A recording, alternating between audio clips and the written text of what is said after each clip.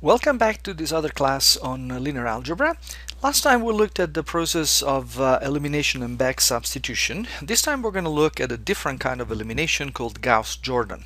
As you may know, Friedrich Gauss was a very famous mathematician. He has done an awful lot of work in mathematics and is famous for many things. Jordan is a less known mathematician, but he also contributed to this method, so both of their names are associated with this method.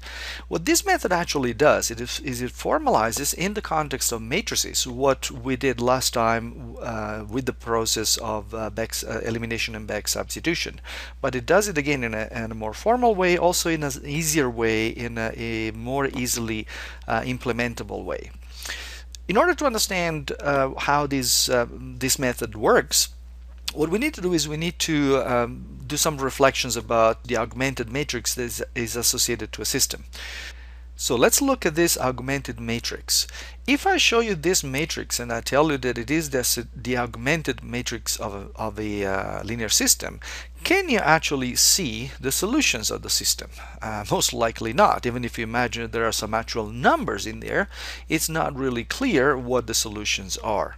However, if I do some changes, some algebraic changes, so that the matrix now looks like this, even though it's still not clear what the solutions are, but you can tell that we're very close to the solution. For instance, from the last row, we could figure out what the value of the last variable is, and then we can use that one, and using back substitution, I could figure out what the other ones are. So even though we don't see the actual answers, but the actual solution, but we're very close to seeing it. Now, let's say that we do some more steps and all those numbers on top now become 0. So we manipulate the matrix, we do some kind of steps so that the numbers on top are also 0.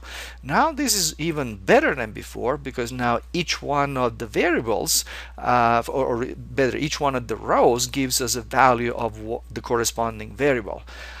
Still is not totally clear what the solutions are, and the way to make them totally clear is if we could manage to make those numbers ones, because then in this case the first row would read x1 equals c1, well, that's the solution, and the second row would read x2 equals c2, and so on and so on. So our goal is going to be to try and change our original matrix in the form where there may be numbers all over the place to a form that looks more and more like the one that you have in front of you. So how are we going to do that?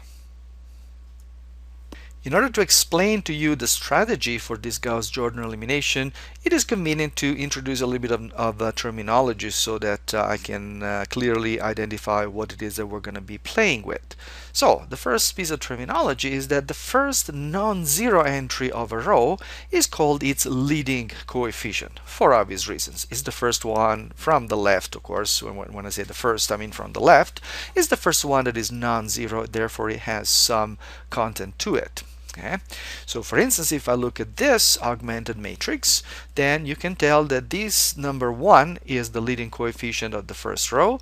This number 7 is the leading coefficient of the second row, 3 for the third row, 6 for the fourth row, and 9 for the last row. Okay, so those are the leading coefficients of each of the corresponding rows. Now, we're going to say that a matrix is in row echelon form, or REF, if all entries below the leading coefficients are zeros. Okay, so let's see, is this one in row echelon form? Now, I'm going to explain to you in a minute why it's called row echelon form, where that word echelon comes from. So let's see, that first leading coefficient of 1 does have all zeros below it, so that one is fine, and so is the 7.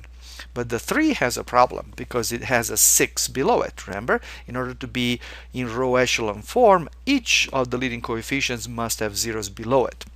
So what we need to do in order to make this matrix into a row echelon form is to change that 6 again into a 0. Let's say that we do that, and now our matrix becomes that. Now in real situation, those other two numbers 7 and 8, as we change that leading coefficient to 0, would also change, probably also that 0 that follows that leading coefficient. So as we go back from that 6 and we change it to something else, it's probably everything else in that row except the first two zeros will change. Okay, but just for the sake of illustration, let's just say that that 1 becomes 0.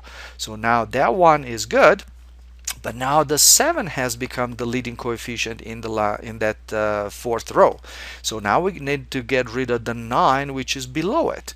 Now if we manage to do that and change that into a 0, now we have the leading coefficient of the last row will be that 1 on the last column, which is okay. It doesn't have any numbers below it, so certainly satisfies the condition. If well, the condition says you should have all zeros below it, but or alternatively doesn't have any numbers below it. Okay, so this is what a row echelon form looks like. Now, why do we call it a row echelon form?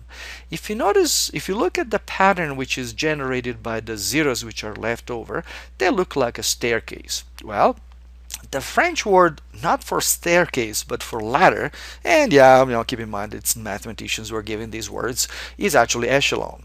And from that comes the word, the expression of saying that this matrix is in row echelon form. It forms a staircase with the zeros along the rows.